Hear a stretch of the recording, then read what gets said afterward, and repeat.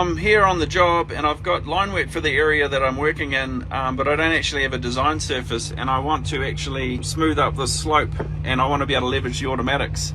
So instead of me trying to do it manually, what I'm going to do is use measure mode to measure the slope angle, and then I'm going to save that and then use that in the depth and slope mode. So let's go. So I'm going to go into measure mode, scroll down, hit measure mode. I'm going to say the center bucket point down there, and then I'm going to hit origin, and then I'm going to move out through here and basically go and measure the slope. So I'm going to put that down on the slope, say there. You can see here that it's saying that it's 10.2%. What I can do actually is hit save, and then you can see there that it's saving that slope to the mainframe memories. So I'm going to hit done.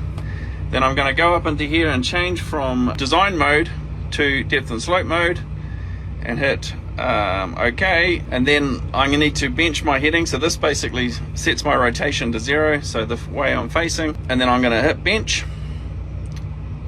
And then in here it's telling me initially by default that it's got a level, but I actually want to cycle through, and there is the slope that I just saved, the 10.2, and then as I move the bucket you can see that I've got a slope design in there that I just created.